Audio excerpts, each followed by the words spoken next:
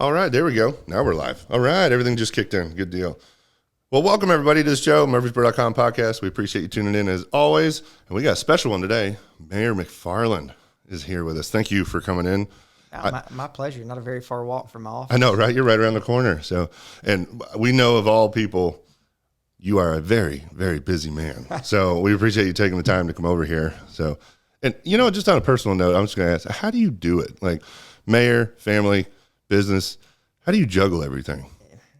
Man, I think I'm just used to it. And I mean, I'm no busier than anyone else. I mean, you figure when you've got, I see how hard my wife works, and then just people around me. I mean, that's just like, I don't like sitting still when I'm at the house, or even when we're at the lake or wherever we go. I don't like sitting still. So I'd rather be doing something and being productive. So, but I don't know. You just sort of manage, and got good people around me, so that helps a whole lot. Okay, well that's good, because I've wondered that, because I know we're pretty busy over here, but I can only imagine the amount of stuff you have to deal with. It's just gonna be. Plus, you got re-election coming up and everything. So the election's a week from today. Yeah. As a matter of fact. Okay, August gotcha. 4th. So where can people vote at the moment if they haven't yet? You know, there's Alan Farley and his team have done a great job. They've changed really all the voting locations. So they're listed on the Rutherford County Election Commission website, but you can go. You don't have to vote at a specific precinct anymore. They're called convenience voting centers, and you can go vote. I mean, if you're a Murfreesboro resident, you want to vote in Smyrna, you can go do that. So I think there's 7 or 8 around the county that you can go vote right now. Okay, cool. Because we had a lot of people ask that, and where are the voting spots? And go vote. Definitely, definitely make sure and get out and exercise.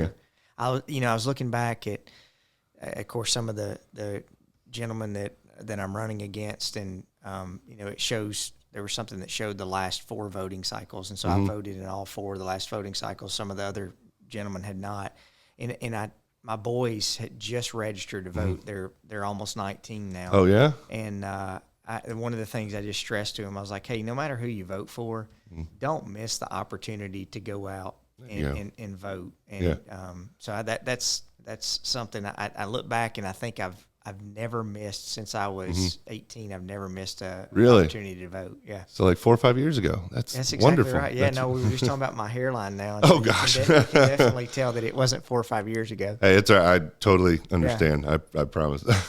So if barring, how far will you go with how long you want to keep going? It's just, I can't say. I have no desire. There's always been this rumor. I'm originally from Grundy County, and there's been this rumor that the district that Congressman Desjardins represents is, it's Grundy, it's Marion County, it's Rutherford County, and that's the area where I'm from. I mean, I lived in Marion County. I went to Grundy County High School, and obviously being involved in Rutherford County now, I've lived here since '92. That I'm, there's plan to go to Congress from here, and I can 100% tell you I have no desire to do anything more than what I'm doing right now. So, as long as I enjoy it, I do. I really love working with the city of Murfreesboro. But ultimately, what the voters have that responsibility to determine whether I'm going to keep doing it or not. So, well, they seem to love you because you're still going strong. So there you go. I've enjoyed it. Yeah. So if you were to pass the baton on today, what's a word of advice you would give to the next mayor? I think, and people have heard me say this before, the mayor gets probably too much credit when things go right, and gets too much blame when things go wrong. But if I would tell anyone taking this position, it's an extremely difficult and extremely time-consuming position. And so, whether you agree with, you're never going to agree with any decision a politician makes. I mean, if you're looking for a politician to make you happy day in and day out, you're going to be disappointed every single day. I got you. Yeah. So I think what I would say is you want to make sure you study, and then you want to make sure that you surround yourself with people who are smarter than you. I mean, Yeah. that's like what we're dealing with at the landfill right now. Mm-hmm. You know, I'm not a landfill expert, but I've tried to do a really good job, and the city council has as well, surrounding ourselves with people who deal with these type of issues. Yeah. Too often, I think politicians have egos where they feel like that they can solve it all themselves. I gotcha. Yeah.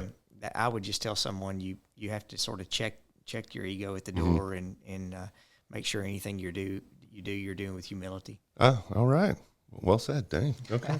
Yeah, because there's correct me if I'm wrong, but I know just like we've seen with different posts that y'all made, I read comments and stuff we've posted and read comments, but a lot of stuff that people seem to be very opinionated about one way or the other is some, like, you don't see all that stuff up front. Like, people, it has to go through a process before it gets to you, and it's, yada, yada, yada. Yeah, I mean, there's always a process on the planning side where, things have to go through on approvals and those things. They go through a specific process before they ever get to the council. So it definitely is not a one person or the council makes all the decisions. I mean, there's typically a process that you have to go through, and it's just like last night we did a live cast on traffic and transportation. That's right. Yeah. Okay. And there's so many steps that you have to go through to be able to to be able to make progress on for example, the average state and road project takes anywhere between 10 to 12 years from start to finish. The city is a little quicker, but TDOT has a process that they have to go through, and so I think it's pretty easy to thank you very much, Brenda. I appreciate the kind words. There's a process that it's easy to criticize, but I try to stay active on my social media pages and respond back to people. And it's really not to be combative, but it's more to say, well, hey, I understand exactly what you're saying, but please take into account X, Y, and Z. Yeah. And so, you asked about how long I want to do this. The day that I don't enjoy responding back to people, and I mean, I really do. I try to monitor my social media pages and respond back and answer questions. And so, the day that I don't enjoy doing that is the day I'll do something else. And you do a very good job at all that. I watch all your stuff, so I mean, people don't believe it, but local politics is so much different. That I've never, and I'm not trying to sound like holier than thou, because man, I mean, I can go back as 8 years ago and list things that I wish I would have done different and decisions that I would have made different. Yeah. My goal now is to make sure the mistakes that we've made in the past, we don't make those again. Yeah. But on the local level, I mean, it's not a full-time job. Yep. I mean, I spend a lot of hours doing this, but the day that you end up having to make choices and decisions because you think that's going to help you get elected, then I would argue that's why our federal government, and that's not the way it's designed. I gotcha. So I'm going to try to do what's best for Murfreesboro, and I hope that the people see that. Nice. Okay. Well, thank you for that. Yeah, no, thank you. Awesome. Well, I made a post yesterday out there about people asking questions and that sort of stuff and everything. So we got quite a few. A lot of them there were several topics people asked about a lot. Yeah, so bring it. We figured we'd get to that. But you had just said about the transportation and the streets and stuff. One thing I see a lot of, and you have to excuse me because I try and respond to people and help out, but I can't remember all the state and city roads.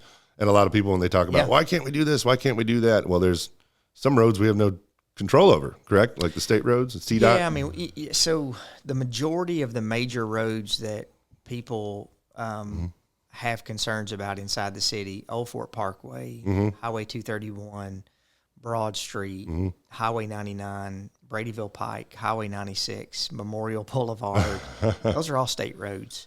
Okay.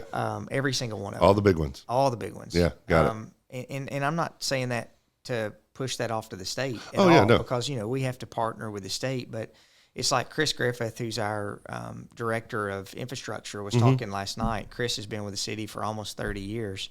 Wow. We would love and have started the process of widening Old Fort Parkway. But that's a 10-year process to be able to do that. Wow. Okay. And so, and I think the feedback that normally comes is like, well, okay, if you've got this issue, then why are you approving projects? Yeah. Why don't you just completely stop growth? Yeah. And that's easier said than done. I was going to say that'd be pretty hard to do, right? Yeah, I mean, I moved here in 1992. There were 40,000 people here in 1992. Oh gosh. Okay. So, we've quadrupled in size since 1992. Dang. So Okay. the majority of the people who are here right now are not from Murfreesboro. Yep. And, I would argue and say that the majority of our traffic issues occur between peak hours in the morning and in the afternoon. Yeah.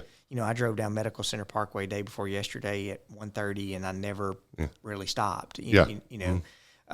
But that's a lot easier or a lot harder said than just basically saying, hey, we're going to build a wall around Murfreesboro and close it off. Yeah. Now, I do think that I think you'll see the council pick up impact fees on talking about.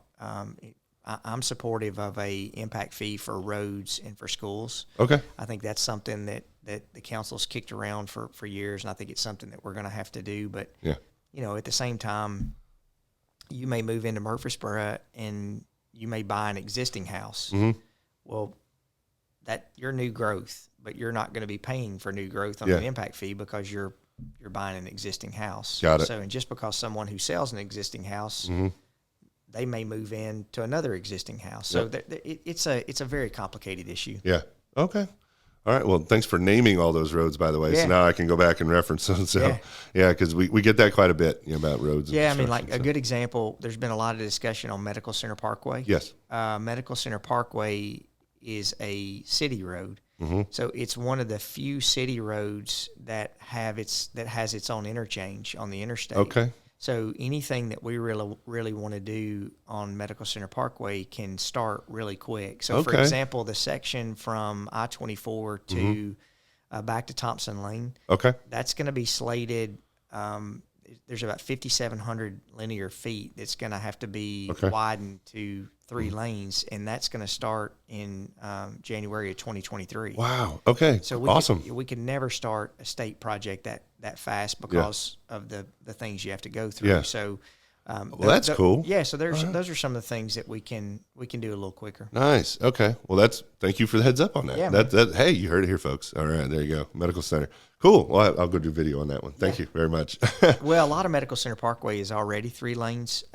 So if you go out there, and the great thing with that, the development community, as they develop, they've paid for all of it. There's 11,700 linear feet. So that's roughly, a little over 2 miles. 2 miles, yeah. Has already been built by the development community, and those are turning lanes. So what's going to happen, the city's going to go in and remove the grass strips or the bump outs, widen that area. And so Medical Center Parkway from Thompson to 24 will end up being 3 lanes on both sides. Wow. That sounds like wonderful. Yeah. That would be great. Yeah. I have driven down there sometimes when you hit the traffic points, you're like, oh, okay. So that would be awesome. Well, and I mean, I asked Chris Griffith this question last night, and John, after 20 plus years of doing this, going through a pandemic, going through the things that we've all had to endure, I've completely lost my political filter. So I was asking Chris last night, I was like, hey, Chris, this was before my time, but,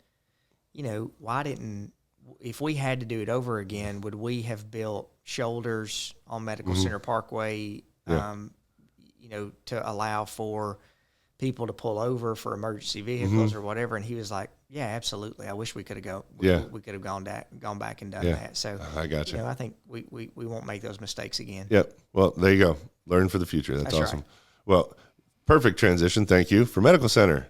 Next one people brought up a lot, the amphitheater. Yeah. New one coming. So we know you were for it, right? Yeah. I mean, I think overall, I don't think the council necessarily, we had a development agreement come back in front of us. And so a good analogy with that development agreement is it's like it's basically like a memorandum of understanding if you're going to buy a house. It's basically like a contract to say, hey, I'm going to sign the contract on this, but it's contingent upon the home inspection. It's contingent upon all of these different things. Yeah. So the council, and I agree. I mean, there were some things on the development agreement that needed help. So it's allowed everybody to talk about it again, to really, I think, and I mean, look, call a spade.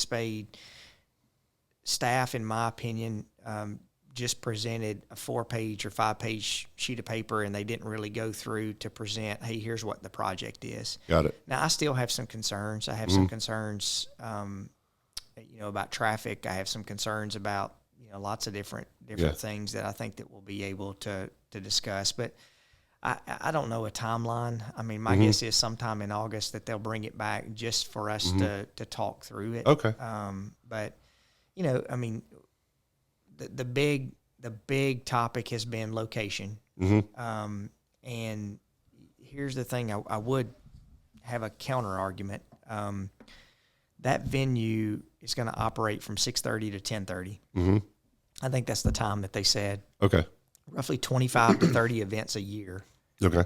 So that's outside of the peak time of traffic when we're going to be doing those things. They looked at other sites around the community, but they really needed somewhere that had the traffic to be able to supplement the restaurants and all those things. Yeah. But here's the thing. I do think, if you think about it, if we were to recruit and bring in a company that has 500 employees, which that site is slated where you could probably have 2,500 to 3,000 employees. Oh, gosh. Okay. You're going to have, say, 3,000 employees that are going to be driving their car. The average typically is 3 trips a day. Okay. So you're looking at, just say if it's 1,000 employees, which is a very low number, you're looking at 3,500, 3,000 trips per day. Per day. Okay. 5 days a week. Yeah. And so I think those are some of the things that we want to look at. I can see all sides of the arguments. I can see the sides on traffic. I can see the sides on making sure that sound is taken care of.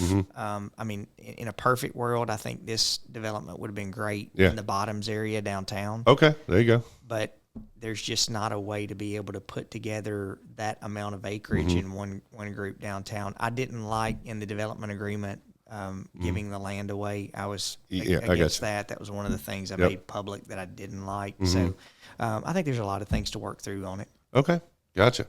Yeah, because that was the same thing we heard was traffic and noise potential. That's what everybody seemed to be. One of the things, I think Councilman Wright brought up a lot of good points, and we talked about this during the discussion.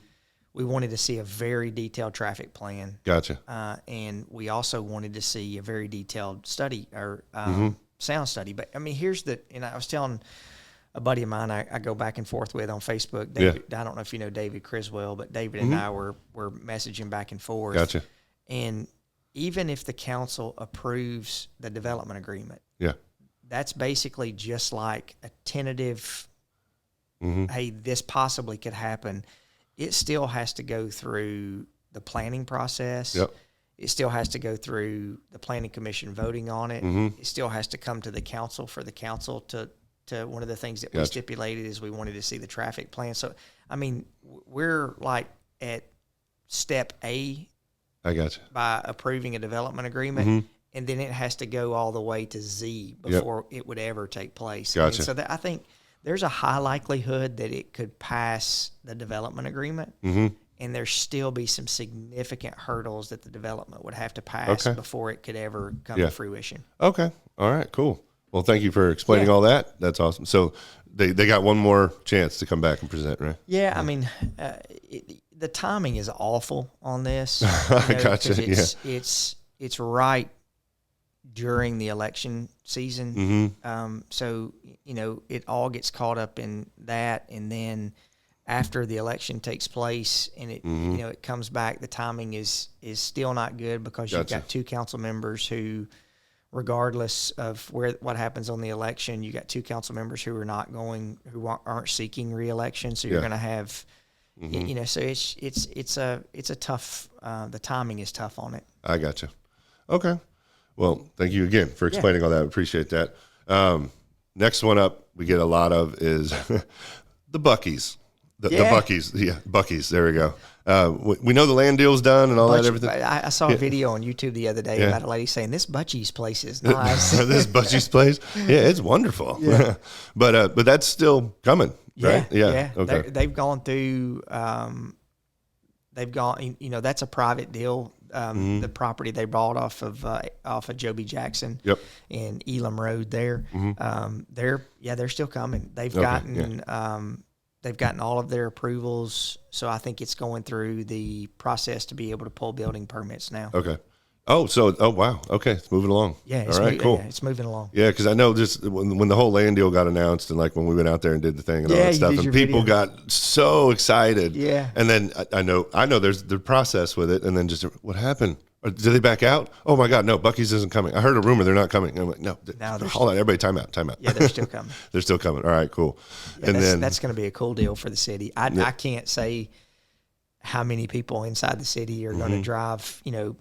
A lot of their traffic is all interstate traffic. Yeah. So, I'm sure it'll be interesting. I've not ever been to a Buc-ee's. I've had a lot of friends who've, gone to the ones. I think one opened up in Crossville, and one just opened up in Clarksville too. Yeah. So I'm interested to see have some of the brisket there. Yeah, man, that is no joke. Like I stopped at one once ever, and I was like, all right, they keep talking. It was like 6 a.m. when we were there, but I was like, everybody talks about these breakfast burritos. I got to try one. Man, I'm not kidding. I went back and got 2 more. Are you serious? I went and got in my car and I ate one, and I got 2 of them. And I ate one. I was like, 2 is not going to be. I went back in and got 2 more. Yeah, I got to try. They're good. Yeah, I got to try that. All right, moving on to the next one. I'm trying to go through these quick, and I apologize. I know your time is limited, thank you. I'm here as long as you want me. Oh, well, perfect. All right. We'll just go all day. That's right. No. We get a lot of people asking about the skate park. Yeah. Is that still going? Yeah? Okay, cool. They have looked the process. I'll give you sort of the background. I think it's our responsibility in government. We're not always going to be able to provide something for everyone, right? I mean, like I don't play tennis. Okay. There's a lot of people who go out to the ATC and play tennis, and that the majority of that ATC was funded by private donors. The Adams family and MTSU supplemented and built the majority of that. That's one of our few recreational opportunities that we have that's actually self-sustaining. Nice. Okay. So the Greenway, not everyone uses the Greenway. Yeah. I would argue that's one of the most valuable assets that we have in the city. Yeah. So I as mayor, and I've got two 18-year-old kids, and I've got my little one will be 10 in 2 weeks. I think it's part of our deal to be able to make sure that we provide a quality of life for our kids that it keeps them out of trouble. So we kept hearing about this skate park. We kept so we kept researching it, and we looked around the country, and like there's a guy the other day showed me how to be able to incorporate a push park, which is for bicycles and for the skate park.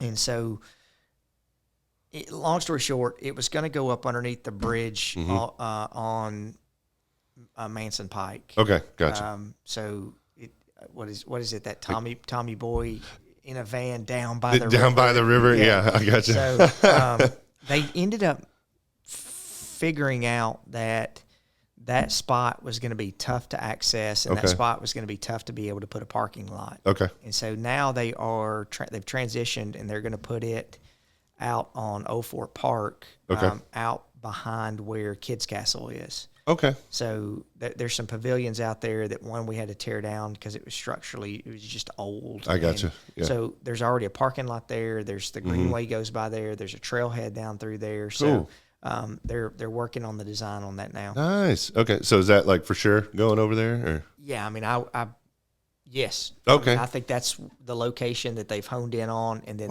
they're working through they're working through, and we've already allocated the money to be able to build it. So really nice. So that's going through, and I think we'll go through. I talked to Nate, the Parks and Recreation director, the other day about how you possibly can incorporate a push park and the skate park sort of all in the same way. Oh, that's neat. Okay. Yeah. Is it too early to tell like a date or anything? I mean, I would hope that we could get that done in 2023. Okay. I mean, that, it's not like it's a lot of construction. It's basically concrete and gravel. Yeah.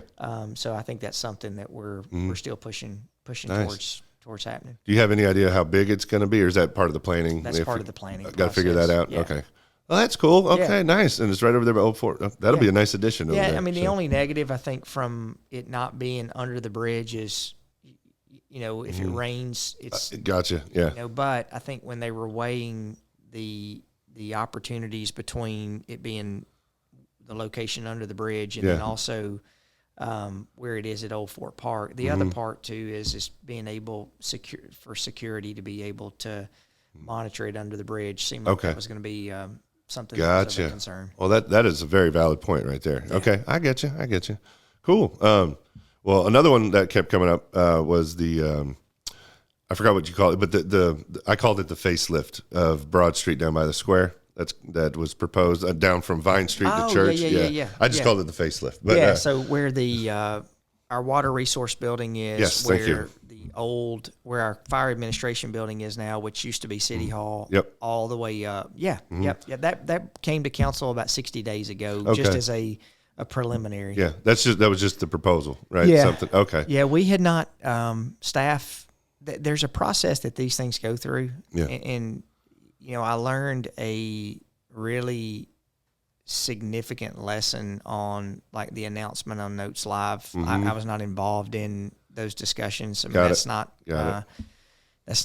just not my role. So like, for example, when this facelift of Broad Street came to us, that was not really discussions that the council nor as mayor that I've been involved in. I mean, staff, that's their job to bring proposals and ideas to the council, and then they get feedback publicly, and that's how it works. Okay. So I think we were excited about the opportunity to do something along Broad Street to help with that area. Yeah. Especially with the pedestrian bridge that would go over Broad Street to where our new town park is, or our town creek, the daylighting of Town Creek. Yep. That's a project we've been working on for quite some time. There's a bunch of underground drainage that goes through. Back in the 60s and 70s, the thought back then was any underground drainage, you pipe it, you cover it up, and out of sight, out of mind. Okay. Well, that changed in the early to mid 2000s, where you want to be able to keep things natural and use existing grade so we're opening that back up to really create more of a park down there. Yeah. So I think the council, and they heard from us pretty loud and clear that we were very concerned with the amount of residential units that they were proposing, and that we were concerned with what would be considered all for rent product, that we really thought that there needed to be some condominiums, that it needed to be the opportunity to have the ability for people to be able to own downtown. Nice. Okay. Yeah, I was actually, to be honest, I was kind of shocked when we posted that, and when your video, when we posted that, it was a lot of people were open to it. Yeah. But like you said, the apartments and rentals and stuff, not so much, but they really like the idea of kind of revitalizing it and giving it some nice storefronts and restaurants and stuff like that. So here's the thing, and I mean this, if people will think about it in this light, we can't have redevelopment in like the stores and the those things without having rooftops. So if you do retail in that location, it's just going to bring more traffic.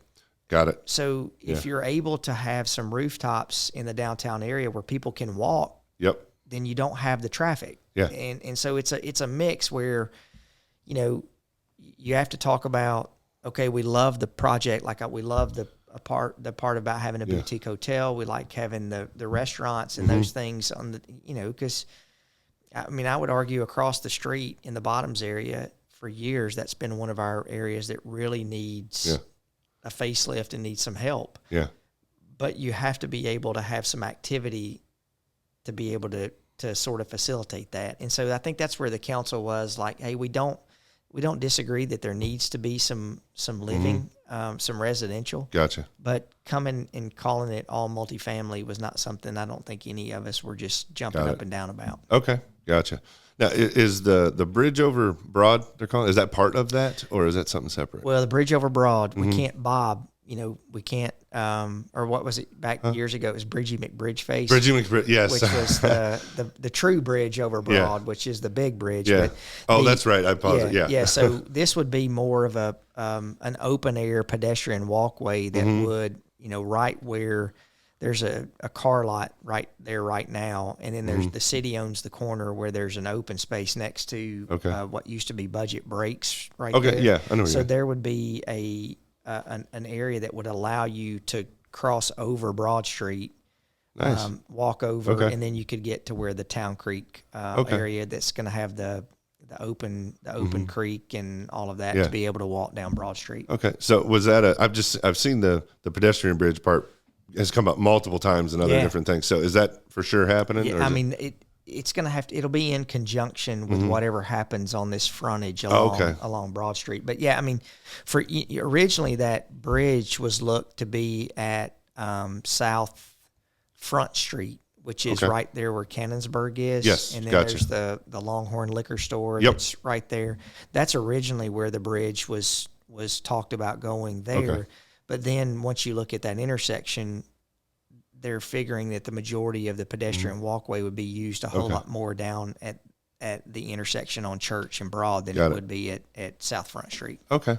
Cool. Okay. Well, I was just curious about that one on the pedestrian. That was my own curiosity question. That was neat. That's a good question. Yeah, because they're about to, what's the word they're about to basically dig up that little creek right there, right? Yeah, they're going to. The word I'm looking for. Yeah, daylight it. So Thank you. Yeah, they're going to from where the old Kentucky Fried Chicken used to be. There's a corner lot right there that the city's had for. It used to be the Velvet Elvis lot. The Velvet Elvis. People would sell Velvet Elvis there. Nice. But there's a big concrete and aluminum ditch structure that's underground there. Yeah. And so that ditch structure has been failing over time. And so they're going to open that up. And so the Town Creek that actually connects all the way back to Discovery Center is going to be opened up. Oh, wow. And then as you drive down Broad Street, where, the Subway used to be, the Copy Mate, that building used to be where the Shoney's used to be there. Gotcha. Yep. That is all going to be improved to be green space and walking that will go park. Very nice. Yeah, so our park setting that go through there. Cool. Okay. Gotcha. And then another one of my own curiosity, just curious, what seems to be a lot focused on, and one thing I love about when you talk about the downtown square, you're all for it. And I mean you're a big fan of the square. I love it. And with all the I guess the facelifts or upgrades or things that are being proposed or that are coming, do you think that's a sign of more to come with the square? Like, we got Hanks and all that stuff opening. And so a developer just came out last week that a developer bought the old Bank of America building. I did see that. Yeah. Okay. So I think that developer's been working with city staff for 3 or 4 months on what they're going to do there. But I mean, so my business is downtown. We're downtown right now, and I'm not saying this selfishly, but if you look at where the majority of small businesses originated, they're all originated downtown. Yep. And it's really important for us to look at areas that are outside of downtown. I mean, it's great to have the Avenue. It's great to have all the Buc-ee's and those things. But man, if we forget about our older areas in the city, I think it's the detriment of the city as a whole. I got you. So I really think if you look at what's happened over the last 8 to 10 years, the downtown area, I think is one of the hottest areas to be able to live in downtown now. It's hard to find it's hard to find homes here. Oh, yeah. The crime situation has gotten 100 times better downtown because there's been way more activity. Gotcha. So you don't see corporate type businesses or chains that are downtown because it's all small businesses. And so I think traffic. Sure, traffic in any downtown, any vibrant downtown is going to have traffic. Yeah. But if we can find better ways to make it affordable for people to live downtown, then that just helps everyone that is located down here. Nice. Okay. Well, then we still got that big project coming. East One College. Thank you. Yeah. So they that question was asked last night on our live chat that we were doing, and they have got their foundation permit, going through the process to pull their foundation permit. Nice. Okay, so they're about to start. Yeah, they're getting ready to start. Wow. How long of a project is that? Do you know? If I had to guess, that's an 18-month to 2-year project. Okay. If I had to guess. Well, considering the size of it, that's not too bad. No, I think so they're going to have structured parking, so there'll be a parking garage there. Okay.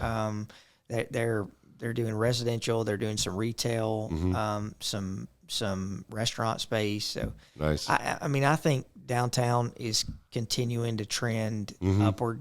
I think you're going to see more things happen, more redevelopment happen, and it's going to end up being a cool place. Continue to be a cool place to be. Nice. Okay. Good deal.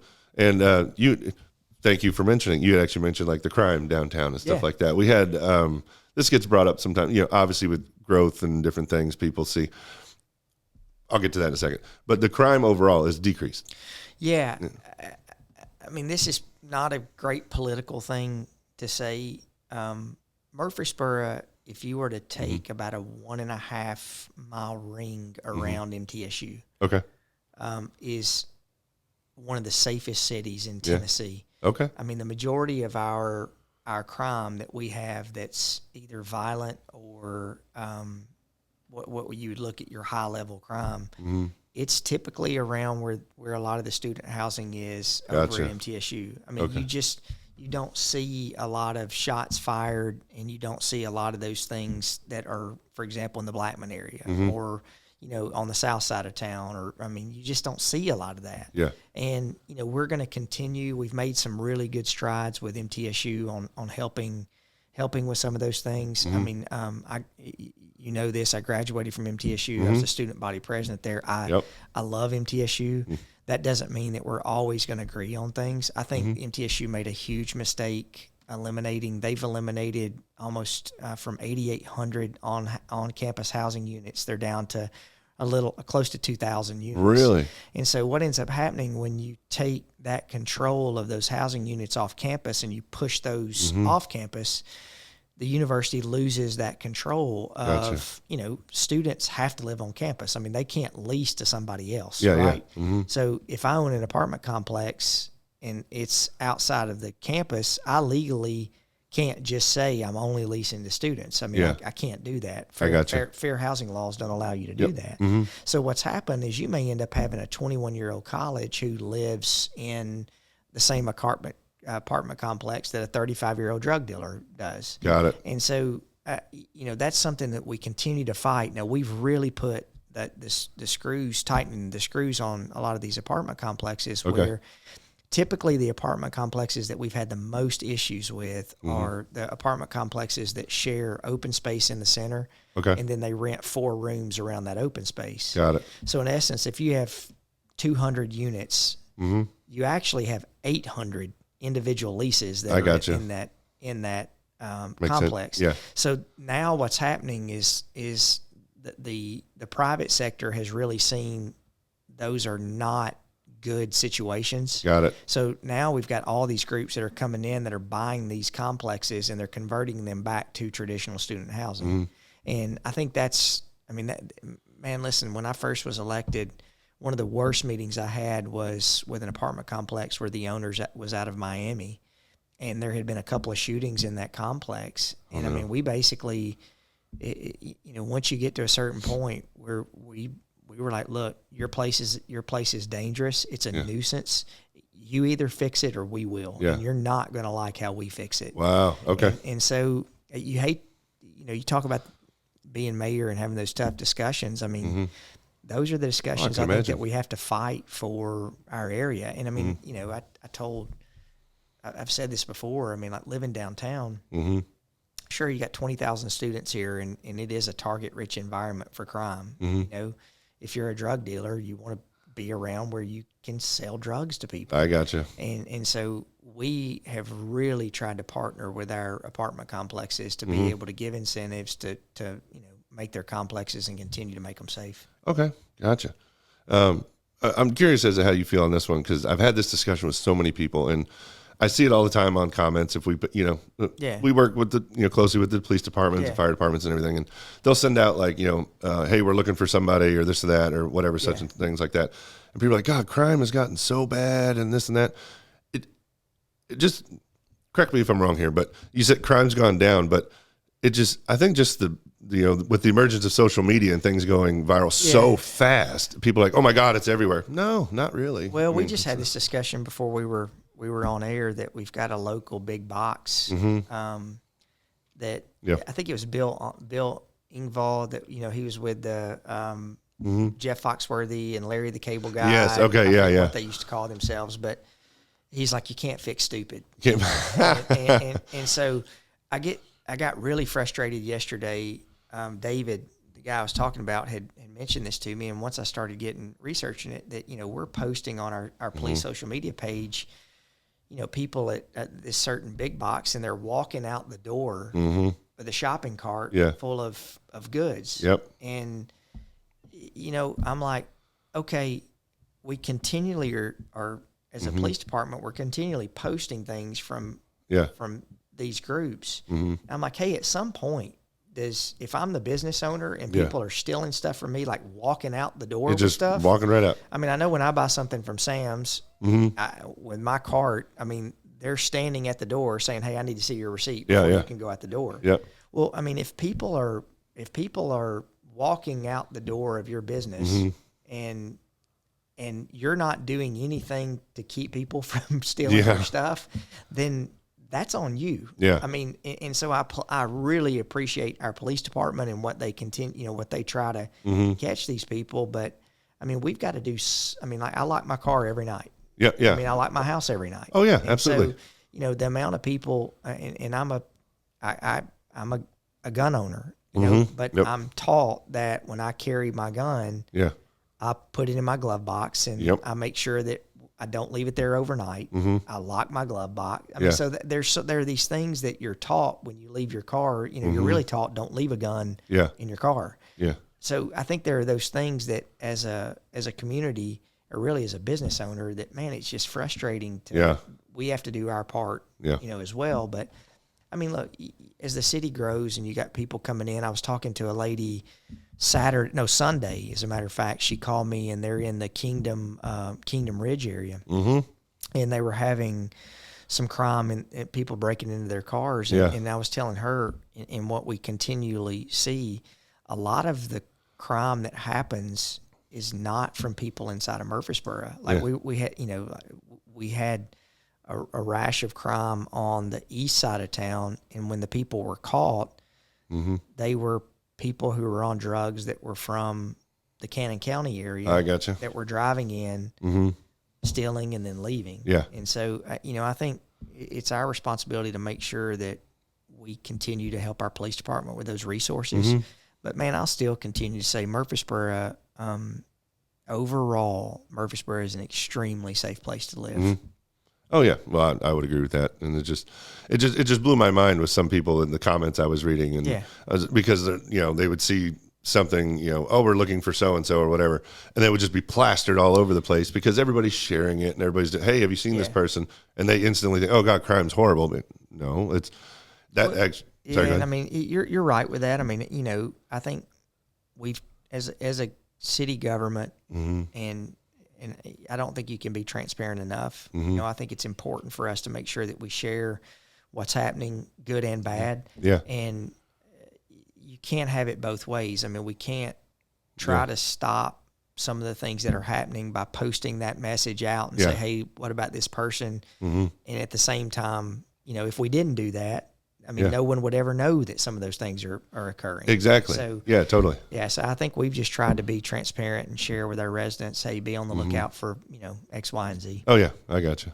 Cool. Well, thank you for that, because that one comes up quite a bit on the page, and I just wanted to address that with people. So and John, I read a lot of your comments. I was reading a lot on the amphitheater, and I think we can agree to disagree on a lot of different things. Yeah. But Murfreesboro is a good place to live. I mean, people want to move here. People continue moving here. But the other thing, I mean, you can drive 45 minutes to an hour in any direction. Yeah. And there's lack of jobs. There's not much housing. There's not much business, not many restaurants, and so or services. And so that's why a lot of people are driving into Murfreesboro. So, you know, I think we have things we absolutely can improve on. But I mean, I think as a city, traffic, we got to work on traffic. Crime will be something we continually work on. I mean, we're doing everything we can to make sure that we pay our police officers and our firefighters as best as we can possibly pay them. But I mean, we live in a good city. Oh yeah, I agree. I mean, it's like you know, I mean, I've lived all over the country. When I was little, my dad had a job, moved us around a lot. Yeah. And I ended up here in 2001, went to MTSU, graduated, all that stuff. But of all the places I've lived, I mean, I was born in Alaska, moved all over the country, that sort of stuff. I love it here, and I'm never going anywhere. You know, this is home for me. Yeah, so this is awesome. But so I totally 1,000% agree with you on that one. But we have gone quite a while. I didn't realize. I'm sorry, we're taking up your day here. No, you're not taking up your day. I enjoy it. I did want to ask, you got any, I don't know, big ones coming that we haven't talked about or anything coming down the line we can let out there? Well, I'll tell you two things that I've gotten to be, one thing super passionate about, and then one thing we did get word that we were selected for another economic development project where a company's coming to Murfreesboro. It's not able to be public yet. But that's something that we're all pumped about. Dun, dun, dun. Yeah. All right. We'll keep you updated on that. All right. You know, I would tell everyone to be on the lookout for things that are happening solid waste wise in Murfreesboro. Thank you. It's not a sexy issue, but we have fought like hell, like heck. It's all right. You can say it. We're good. Yeah, we'll be like on the Joe Rogan's podcast. Oh gosh, yeah. Drinking some bourbon and dropping F-bombs. I mean, we can do that if you really want to. Well, you know, I guess it's 5 o'clock somewhere.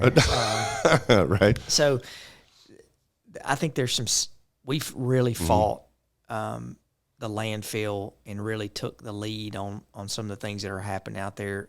So much so that, you know, the city had really pushed the Tennessee Department of Environment and Conservation to get another group to start inspecting the landfill. Gotcha. And another group came in and started inspecting the landfill, and over the last 45 days, they've levied them with 3 major notice of violations. Really? Oh wow. Yeah. So the landfill was able to do a thing called an alternate daily cover plan, an ADCP, and which meant that they weren't covering the trash with dirt. They were spraying this stuff called posi shell on there. So, really? Yeah, and we were, you know, the best way to cover trash is to cover it with dirt. I got you. But the problem in Middle Tennessee and what they have at the landfill is, we have trouble getting dirt. And, gotcha. And my response to that is, hey, that's your problem. That's not my problem. Yeah. So if you're having trouble getting dirt, then just quit bringing so much trash in from everywhere else. Yeah, yeah. So TDEC ended up rescinding their alternate daily cover plan, and they're making them cover with dirt now, which is a big deal. Yeah. That's, I think, definitely going to help with the smell. But I think there's some serious environmental issues that are happening out at that landfill. And we're going to fight like heck to make sure that they're resolved. But we had a really good meeting on Tuesday with a company that we've been working hard with, and I think that we're going to have some significant announcements about our solid waste future in the next couple of weeks. Nice. So I'll watch for this. Yeah, I think it's really going to set the stage about where we're going to go next and what we do as a community. I say it's called LAM, Life After Middle Point. And, I got it. So, nice. Okay. You know, I'm committed. I have not seen anything in the years that we've been working on this that shows me that Republic is going to do what they're supposed to do. Got it. I just hadn't seen it. Now, maybe they get better, and we'll give them the benefit of the doubt that maybe it gets better. But, you know, that landfill is going to be here years after you and I are gone, and it's an issue that not only our children are going to have to deal with, but our grandchildren are going to have to deal with. And Man, I'm just committed that I don't want people to look back 30 years from now and say, Mayor McFarland was a jackleg, and I can't believe he signed off on this. And I think that's where we're being very measured on what we're going to do next. Well, and on that note, we appreciate that because like I said, I follow all your stuff, and you've been very vocal about that. So, and your stance on it. So, my stance is pretty clear. I mean, I was responding to a guy on my social media feed the other day, and he was like, and what are you going to do about the landfill? And I just said, hey, do you want to? Oh, we got a phone going. Hey, I don't know. I think that's my phone. I just said, hey, do you want to go back and read my social media posts? Go back and watch my videos, and I've been pretty clear on where we stand on that. Yeah. I don't think it's good for our community. I gotcha. Yeah, man. Okay, gotcha. Well, I apologize for my phone ringing over there. Right, so I thought I put that on silent. Nah, no worries. Our phone, folks, for those watching, is actually one of the cameras, and so I just forgot to turn it on silent, so it's ringing. There we go. Man, I appreciate what y'all do in the community. I mean, I think it's my responsibility to be able to be accessible, but I think it's really good when you've got people who want to educate and inform our public. And, it's so much harder now than it used to be because you've got Facebook, Instagram, Twitter. Oh, I know. I mean, you've got all of these different social media platforms that you need to monitor and make sure that people, like my kids, they're not even on Facebook. Yeah. But they're the next generation that we have to figure better ways to engage. Oh, yeah. And that's something we really have to work hard. Oh, yeah. And like you said, God, there's so we do a video or we do like this live podcast and stuff, and there's like 9 different platforms we got to load it to when we're done. So I feel your pain. And there'll be more every year that there will be. Yes, exactly. There'll be TikTok 2 coming out or whatever the case may be, something like that. But cool. All right. Well, gosh bless. We've been like an hour now. Hey, we went a long time. Anytime. Well, I appreciate it. I enjoy it. And like you said, you are very accessible. So thank you for being there and coming over. We appreciate it. So, so for all those watching, remember, go vote. He's running. There you go. I appreciate it. I stay neutral on my part. I totally get it. As a person, he's a great guy. I love Shane. Thanks, bud. And we met, 20 years ago originally? Yeah, probably 20 years ago. God, I remember that. That's been a long time. Back when I had a whole lot more hair and was a lot, Me too. And a lot skinnier than I am right now. Oh, shoot. I got shoot. But, well, cool. Again, thank you for coming. Really appreciate it. We'll have to do McFarland number 3 later on when we got more updates and stuff. So thank you. You got it. Well, for all those watching, we appreciate it. We're going to let Mr. McFarland go back to work. And thanks for tuning in as always. We appreciate it. We'll see you all in the next one.